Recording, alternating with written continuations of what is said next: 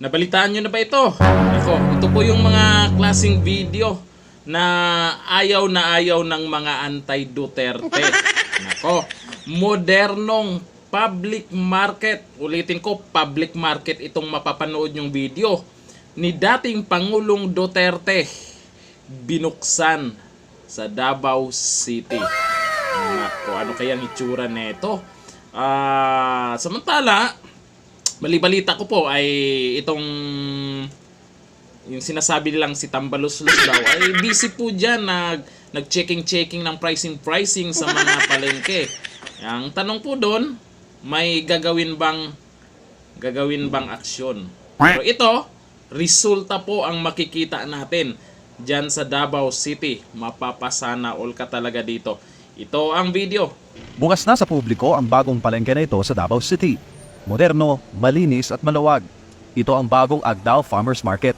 Nakausap namin si Ginang Virgie na matagal ng tenant sa palengke at noon pang panahon sa luma nilang pwesto. Ang linis, maulan man o bumagyo. Na magtayo ng bagong public market. Napaka-komportabling mamalengke dyan. Malinis na, tapos wala ng mga daga at saka cockroach. Dagdag pa niya, kahit lumakas ngayon ng ulan ay safe na mamalengke dahil sa bagong pwesto. Malinis. Compare sa other na palengke, tsaka yung before, it's cleaner. And maraming parking space. Mga kababayan, saan ba naman kayo nakakita ng isang palengke na may elevator? Kung sa baba, yun yung kanilang wet section. Dito naman sa kanilang second floor. May elevator pa. At may third floor sila na magbubukas kung saan nandun na rin iba't ibang mga establishmento gaya ng mga parlors at iba pang mga tindahan. Ngayon lamang buwan ang ito'y binuksan sa publiko at patuloy na pinapanatiling kalinisan ng tenants. Ang proyekto ay dahil kay former City Mayor at Pangulong Rodrigo Duterte at ni VP Sara. The project started during the time of former President Rodrigo Romualdez Duterte. So that means si former mayor and now Vice President Inday Sara ang was the mayor. So ayun, the funds were provided by the Department of Agriculture. Humigit kumulang 700 million pesos ang budget na nasabing proyekto. Nagsimula itong gawin bago mag-COVID-19 pandemic. Samantala, nanawagan naman ng tenants ng public market, lalo na yung mga taga-second floor, na ayusin sa lalong madaling panahon ang walk-on-later ng pasilidad.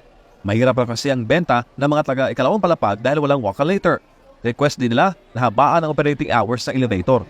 Bukas raw kasi ito alas 8 ng umaga hanggang alas 4 lamang ng hapon. Ito, may resulta. Ito yung may ginagawa. Hindi po yung kagaya po sa iba dyan. Puro lang pa-picture-picture, puro lang papogi sa kamera. Di natin alam kung may gagawing aksyon sa problema po na pinuntahan nila. Ito ang, paalala po, public market po yan. Parang parang private naman Kahit sabihin natin private na yan, private market ba yan, pwede, pero grabe.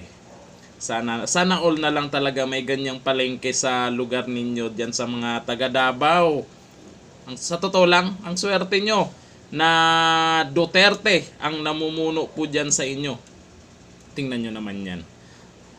Sana naman, dito sa kabilang banda, ay nag-ikot naman daw may nag-ikot naman daw na nabalitaan ko, Tambaluslos ba yun? Sino ba yung Tambaluslos na yan?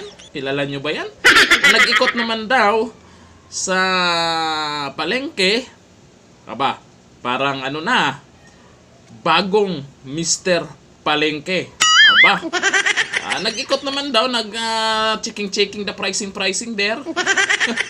Di ko lang po alam kung may aksyon. Dapat pag nag-checking, kung medyo mahal, may aksyon. Diba? Ito, resulta nakikita natin sa Davao City. Sige, manira lang kayo ng manira. Makikita naman ng taong bayan kung ano ang nagawa ng Tatak Duterte. Dito na lang. Thank you.